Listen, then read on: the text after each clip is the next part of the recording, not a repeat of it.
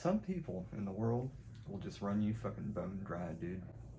It's a fact. This isn't bullshit. You can go look this up. 20 to 30% of all adults, men and women, are what could be labeled as incurably toxic. Not just situationally toxic, incurably toxic from their most basic operating system.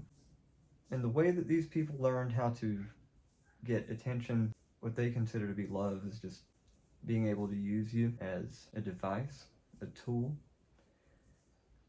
as a self-soothing mechanism. When they become attached to you, you don't have your own internal little world. You're not a person alongside them in their mind. You are nothing more than a lever they can pull to get a reaction or entertainment or attention. And they're very good at performing and looking exactly like what they're giving you is love. And you know, they'll do things for you, but it's always transactional. The expectation from that is you'll give them what they want. And they wear you down emotionally because you pour and pour and pour into this thing, and they never quite give it back to you. At least not in the way that you would hope for. To them, the attachment is the love. There's not anything deeper under the surface than that. It's all surface level. And sometimes people are just prone to this, and sometimes it's due to their upbringing, or it's rarely 100% of both. Absolutely just wear you out, just physically, emotionally, every way possible. You never really get back what you put in, and you can't change them. And you try and you try and try, and you explain and you explain and you explain and you explain. And all that does is give them more attention. All that does is feed the system, feed the loop. And once that loop becomes embedded, it will never change. Not with you, unfortunately. No matter how much you wanted it, no matter how hard you tried, no matter how many times you explained the exact damn thing 100 times and it never seemed to land. You'd set a boundary, they'd push it. If you let it slip once, they always did it. And you would always try to explain. Listen, this is respect me. And if you have to ask somebody for respect, get the fuck out of there. I'm telling you. Because when they get the same reaction, they know that, hey, everything's the same, everything's gonna be okay. It's really crazy. I mean, I don't know if you guys have looked into this stuff. I mean, I certainly hadn't, and I've been on this planet for 32 years. Had never heard exactly how this goes down. And I found myself in this situation. So I basically finally got down to the bottom of what the fuck it was, and it's still, I still could not wrap my head around that. It's like, why couldn't they have just gotten it? It's either they're not capable of it, or they're choosing not to, and they're just choosing to keep doing what they want to do anyway. Dude, it's the most maddening cycle you can find yourself in. And the more that you feed into it, the more that you embed that loop, it never gets any better. And eventually, if you're a person who doesn't have a spine and won't stand up for themselves, then the system works for them. You get run down emotionally and psychologically. Over time, you become eroded. They just keep getting what they want, which is attention, or you all to themselves, or whatever.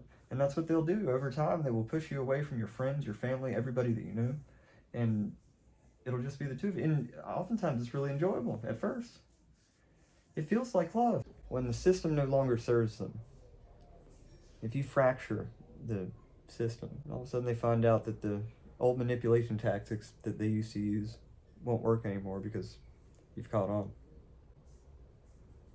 They'll just discard you. You don't function as part of their system anymore.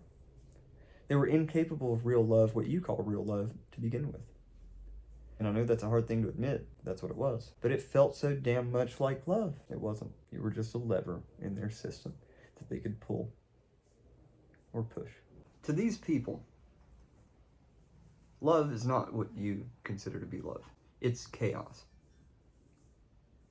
The chaos is the love, and that's all they know. Because that's all they've ever known.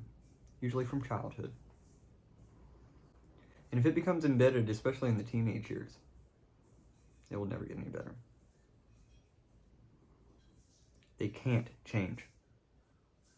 Even with therapy, even with many years of therapy and introspection and lifelong work, the chances that they will not revert back to their basic mode of operation is very small.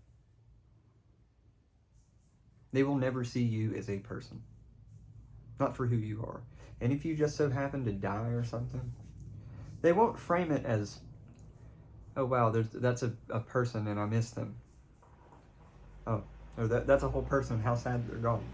They will frame it to themselves as, how does this affect me? They're incurably selfish. And there's nothing you can do. People, other people around them, are nothing more than objects. They tell you and tell you and tell you and promise you and promise over and over again that it'll be different and then they'll change. They wind up going to therapy or saying that they do, whether pushed by you or... Sometimes they have the realization themselves that they need help. And they go in and out of therapy, in and out, in and out, in and out. Never seem to change. Nothing ever changes. Nothing ever works. Nothing ever sticks. Unless they do real work on themselves. And it's next to impossible for them to do. I have been trapped in cycles with women like this at least 2 times. Long-term relationships at least twice. And it's so hard to admit it to yourself because you love them and you want to make it work, for you. The only way it'll work is if it works for them. They take no accountability whatsoever, will not apologize to you for anything. Everything always is somebody else's fault. They will always switch and push the blame onto somebody else. Always. And you cannot even have a deep or profound conversation with these people because the only tools that they have for conversation are really just tools to manipulate you into getting what they want. They will say things like they'll gaslight you and say, you just don't understand me, or, well, I don't understand you, when it's convenient. But when it's some real shit, they understand just fine. It's only when they're trying to play with you. Dude, I'm telling you, dude, I know it's maddening. I know if you're in a situation like this right now, it goes out to you. And you're going to do everything you can and probably stay 6 months longer than you should. And trust me, I know what that's all about, but dude, get the fuck out of it. Get the hell out of that relationship. It is not a relationship. It is a parasitic pairing, whereby you are the one maintaining the whole thing. You are the one investing emotions. They invest nothing. They just get what they want. They do not care about you. They care about you only in so much as what you can provide them with. And once that dries up, they're gone. They have been broken by a situation which is not your problem and was not your fault. And there's nothing you can do to fix them. If all the damn therapy and all the medication in the world can't fix that shit, you can't either. Let it go. No amount of therapy or medication or anything else is going to change their fundamental system. It cannot be changed. For all intents and purposes, they will remain like that forever. And the longer you stay with them, the longer you will erode. In order for a person to have autonomy, they need to be able to self-regulate their emotions. They need to be able to tell the truth under pressure. And they need to be able to tolerate emotional loss. If any one of those things are missing in either partner, it's an unstable relationship. They're not at first, but even at first, I can remember the first date. I kind of felt like I was being scanned, almost like a job interview. And when she would laugh, you could tell it was a performance. It wasn't really, I don't know, you never really heard one of those belly laughs out of her unless she was just drunk or something. She was always calculating, scanning for ways that she could manipulate me. And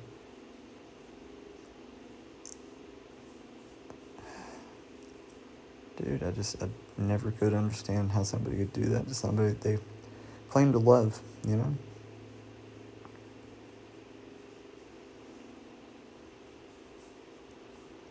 She would pretend to have empathy, when it suited her.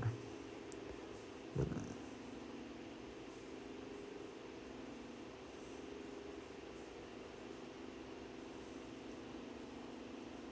every time I would push for clarity, for a resolution to a problem, she would just confuse the situation or start talking about something else. Every single one of those, just textbook. Everything that I went through was this. And definitely the erosion of self-trust, hypervigilance for sure.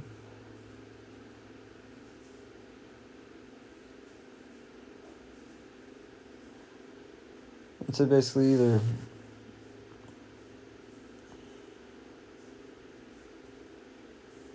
Yeah, that fucking sucked to realize, but no, it's not intimacy. It's not intimacy. It doesn't feel like intimacy. Uh, I mean, really, truly, it's awful. Because what feels like true, genuine love at first,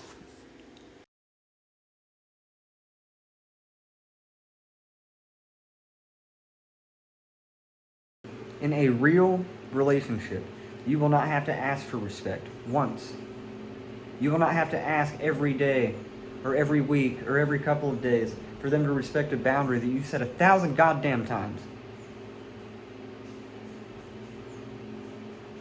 And I know, dude, trust me, I know if you're in this situation right now, it is fucking maddening. I know it's fucking maddening. There's nothing you can do. There's no waiting around for it to change. There's no amount of therapy that'll fix that shit. There's no getting through to them. They don't care, or they're incapable of it. And there is no way to fix that person. At all. At all. But thinking back, I mean, God, it was always so shallow. It was always the same 5 fucking things we talked about, man. And it was like, it got to a point where I knew from 1 hour to the next how the fucking timeline of the night was going to go, what we were going to talk about, how long she was going to talk about it.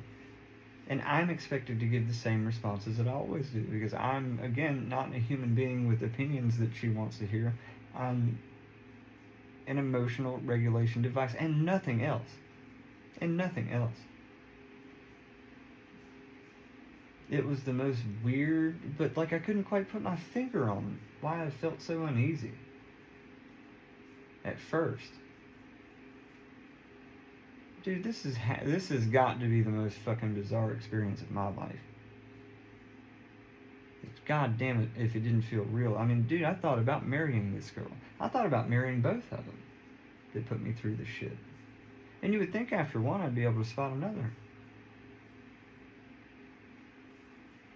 Well, the second one was at least better to me. She'd cook a lot and stuff, but like, Jesus fucking Christ, man. What a mindfuck that shit was. I'm glad it's over.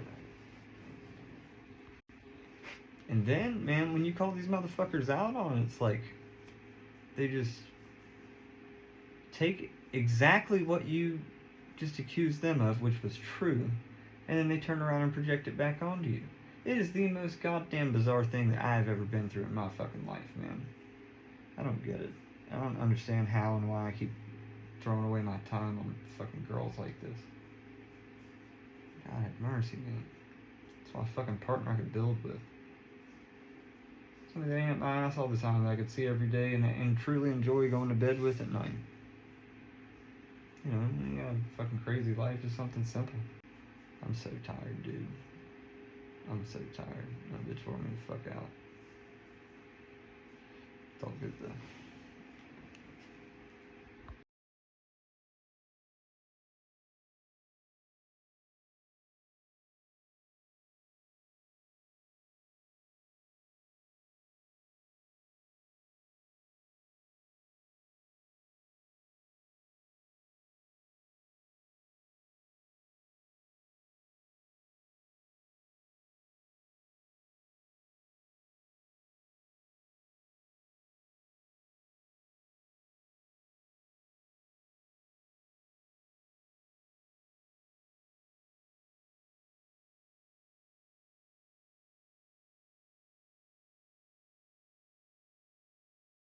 And promises for this, promises for that. I don't want to be like this. Blah blah blah blah blah.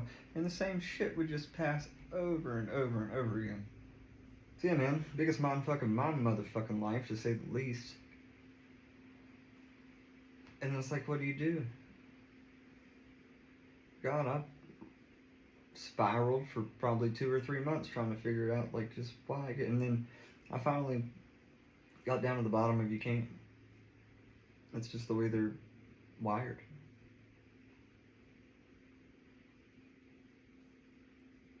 And my God, I wish it wasn't the case, but you know, wish in one hand, shit in the other, and see which one fills up faster. And so, you have to do what you have to do to protect your peace. Now, let me tell you about this fucking girl, man. There was some shit she used to do, and again, this is just for educational purposes. vlogging purposes. I'm not going to mention anybody by name. I'm not trying to defame or damage anyone's character or anything like that. So we could even frame this as imaginary or a dream that I had, whichever one you prefer. But man, this girl would. I mean, it's like she just like couldn't stop touching me when she started to get nervous or feel strange or something, especially in restaurants and shit, man. She'd be fucking hanging all over my motherfucking ass. Pull the chair up next to mine and all that, which I didn't mind, you know, like that kind of stuff was cool. Like, I don't want to make out in a damn restaurant, though. And I don't want you to, every time a woman walks by, you have to, like, cling to me, um, like instinctively and defensively. Like, that was freaking weird, dude. So we'd be in the house, right? Bro, I am a creative type guy. If any of you know me personally, I, don't really go out that much, don't really do anything, don't really, like, dude, I like to be by myself. I've just, you know, ever since I was a kid, you know, just like to be by myself. And so anyway, that carries over into my social relationships. I like to be social from a distance. I like to be social once in a while. And what I don't like is a bunch of people fucking touching me all the time. I don't mind being touched, man, but, you know, goddamn. It's like a fly landing on the top of your head once every 30 seconds. This girl would come over, and she would have to, like, grab me and, like, pull me and, like, hug me and, like, kiss me a million times. And, like, dude, but I'm talking about, like, literally every fucking, like every minute. And, dude, I'm trying to do some shit. Like, I do some complex things which require all of my focus and attention. I don't want somebody in my bubble fucking with me, or even talking to me, or even talking loudly in the same fucking room. And dude, God, it drove me fucking crazy, bro. Fucking crazy. Because I'm the type to communicate, and I would say, like, don't fucking do that, but nicely, you know? And even in the end, you know, it was just like, listen, like, I need you to get it through your head that this is one of my boundaries, and if you keep crossing it, you're gonna piss me the fuck off. And that's exactly what they wanted. They wanted a reaction. They cannot regulate their own emotions. They can't. At all. They have to regulate their emotions. They are unable. They are not autonomous.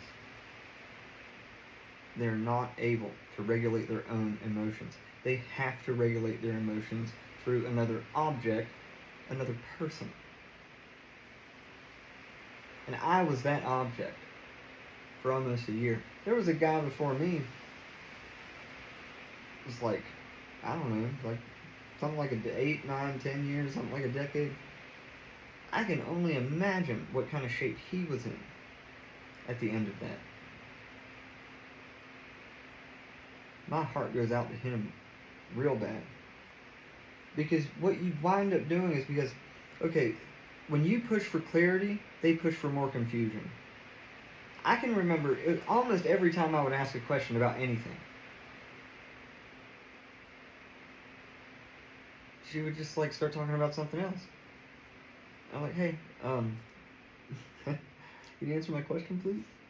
And but no, like she had all these little manipulation tactics to get a fucking rise out of me. Now, they like calm men who are close to them. They do not like calm men who are independent.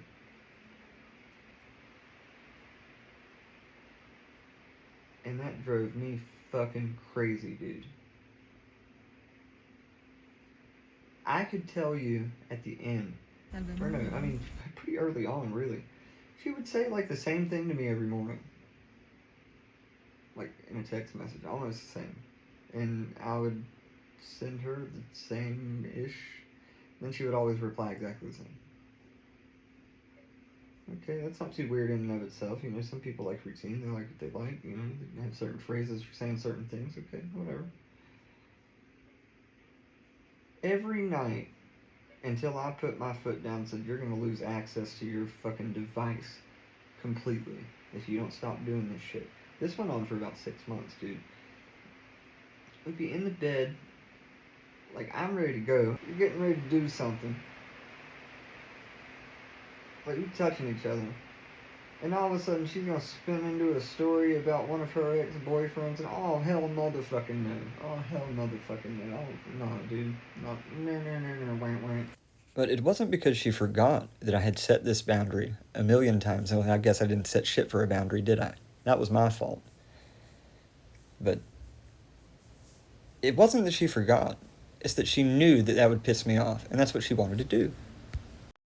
Dude, that went on for so fucking long. And this is my problem. I mean, eventually I stand up and put my foot down. But I am too polite, and I give too many goddamn motherfucking chances. And the thing is, if you give another chance after you say, this is your last chance, they'll fucking do whatever they want forever because they know they can get one over on you. Until you really get tired of it, and it really does become the last one. You know, dude, you let these people cross a boundary one time, they will never stop crossing it.